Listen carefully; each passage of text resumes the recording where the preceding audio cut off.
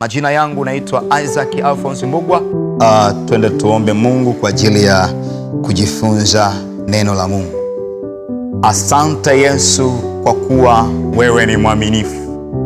Asante kwa ajili ya muda huu ambao umetupa neema na nafasi ya kujifunza neno lako. Baba, tunaomba uachilie Roho Mtakatifu atuongoze namna ya kujifunza neno hili. Bwana, awe mwalimu wetu, awe mshauri wetu, mfalme. Katika jina la Yesu Kristo, tunasimama kinyume na mpango wa adui unaoweza kujinua kuleta uharibifu, watu wasisikilize neno hili. Bwana, inawaleta watu wote Bwana watakaopata nafasi ya kusikiliza neno hili, ukawape neema Bwana ya kuelewa katika jina la Yesu Kristo. Asante kwa sababu Mungu utajifunua kwa watu wako. Asante Bwana Mungu kwa sababu utajidhilisha na utatenda sawasawa na mapenzi yako, mfalme. Ni katika jina la Baba na la Mwana na Roho Mtakatifu, amen. Ndugu mpendwa mtazamaji, tunakwenda kujifunza neno la Mungu muda huu. Bwana Yesu asifiwe sana. Tunakwenda kujifunza neno la Mungu kupitia kichwa cha somo kinasema, ukiamua inawezekana kutembea na Mungu. Na ili uweze kutembea na Mungu, lazima mkubali Yesu ya kuwa ni Bwana na Mwokozi wa maisha yako. Ukimkataa Yesu ya kuwa Bwana na Mwokozi wa maisha yako, ni ngumu kutembea na Mungu, kwa sababu Yesu alikubali kuja hapa duniani kwa ajili ya kumkomboa mwanadamu. Akaacha heshima yake, akaacha thamani yake, akakubali kuyavaa maovu yetu ili sisi tukombolewe, ili sisi tuwe salama, ili sisi tuwe na amani. Kwamba ili uweze kutembea na Mungu, lazima ukubali Yesu kuwa Bwana na Mwokozi wa maisha yako. Lakini ukimkubali Yesu ya kuwa ni Bwana na Mwokozi wa maisha yako, manake umemkubali Mungu. Ni kuishi maisha ya karibu na Mungu kwa utii, imani na uhusiano wa kila siku. Manake kutembea na Mungu ni maisha yako ya mara kwa mara, ni maisha yako ya muda wote.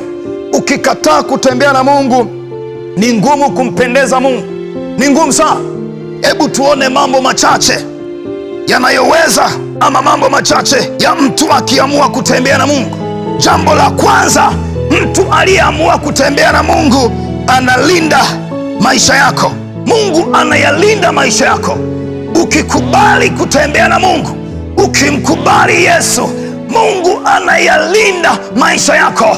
Mungu hawezi kukubali uteswe na maadui. Mungu hawezi kukubali ufe kabla ya wakati, kwa sababu umekubali kutembea na Mungu. Manake Mungu maisha yako atayaona ni ya thamani kubwa. Lakini ukikataa kutembea na Mungu, maisha yako yataharibika, maisha yako yatapotea. Lakini ukiamua, maisha yako mbele za Mungu yanakuwa ni ya thamani. Hata shetani akitaka kukuharibu maisha yako, Mungu hawezi kukubali, kwa sababu umekubali kutembea na Mungu. Hebu twende tukasome katika kitabu kile cha Zaburi ile 121 na mstari wa 7 hadi wa 8.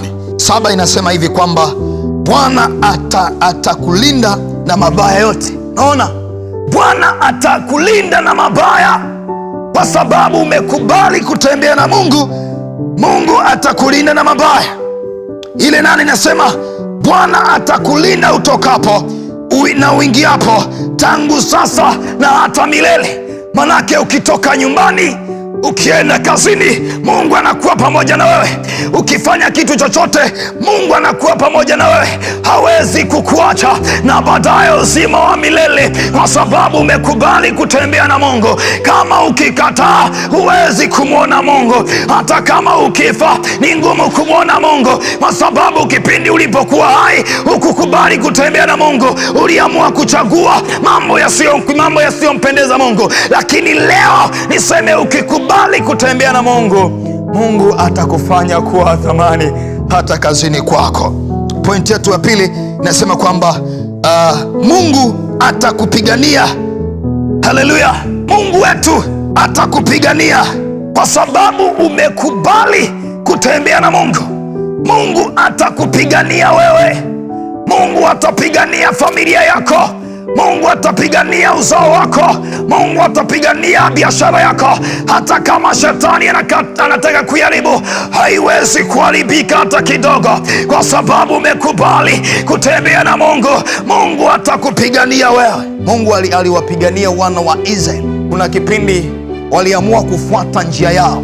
Walipoamua kufuata njia yao, walichokipata walipigika sana, lakini waliporudi Mungu akawarudia na wakapata mazuri sana. Hata kipindi hiki cha dunia ambayo tunaishi, ukimkubali Mungu, shetani hawezi kuyatesa maisha yako. Hebu tusome kile kitabu cha Kutoka ile 14 na mstari wa 14. Anasema kwamba Bwana atawapigania ninyi, nanyi mtanyamaza kimya. Haleluya! Kuna wakati hutakiwi kupambana, mwachie Mungu, kwa sababu Mungu anasema vita sio ya kwetu, vita ni ya kwake. Kwa sababu umekubali kutembea na Mungu, Mungu atakupigania. Unapaswa ukae kimya, umwachie Mungu akupiganie.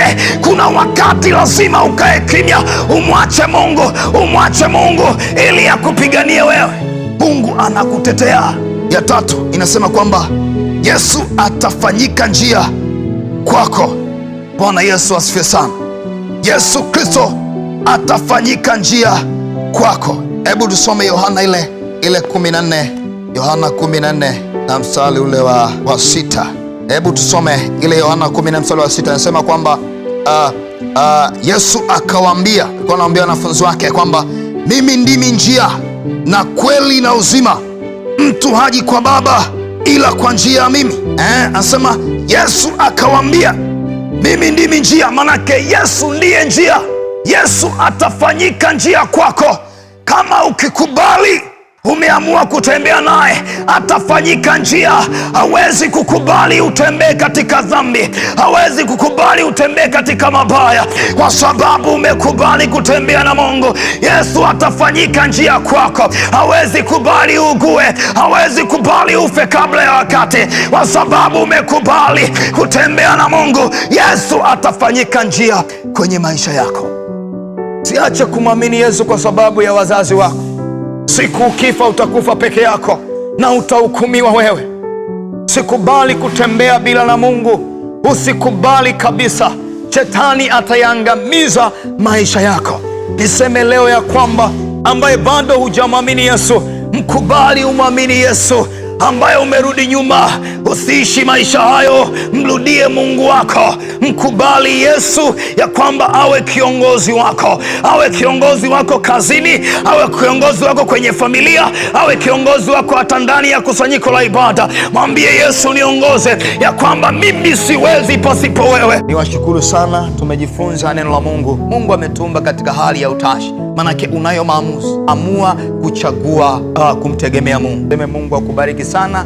Asante kwa kunisikiliza. Karibu sana kwenye ibada ya City Church. Kuna mambo mengi yanatokea, kuna mafundisho, kuna mahubiri mazuri.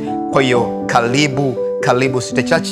Niombe kwa ajili ya watu ambao wanaotaka kuokoka. Sasa kama unataka kuokoka, nataka nikuombee, na unaweza kunifuatisha kwa maneno haya. Sema, Bwana Yesu, mimi ni mwenye dhambi, nimekubali leo kukufuata wewe. Bwana, andika jina langu katika kitabu cha uzima. Andika jina langu Bwana katika kitabu cha uzima. Niweke mbali na mambo ambayo niliyokuwa nayafanya nyuma. Ninaomba Bwana utembee nami. Ninaomba Bwana uniongoze, kwa sababu pasipo wewe nimeona ya kwamba siwezi. Nimeamua kukufuata wewe. Ondoa jina langu katika kitabu cha hukumu, andika jina langu katika kitabu cha uzima. Bwana, nipokee Yesu, nisamehe maovu yangu yote. Sasa nimeamua kukufuata wewe. Asante Mungu kwa sababu umefanya kwa ajili ya maisha yangu, katika jina la Yesu Kristo, amen.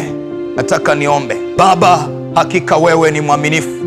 Asante kwa ajili ya mtu aliyeamua kukuamini wewe siku ya Yesu. Ninamleta mikononi mwako Baba, uendelee kuyatunza maisha yake katika jina la Yesu Kristo. Inaomba haya ni katika jina la Baba na la Mwana na Roho Mtakatifu. Wote tuseme amen.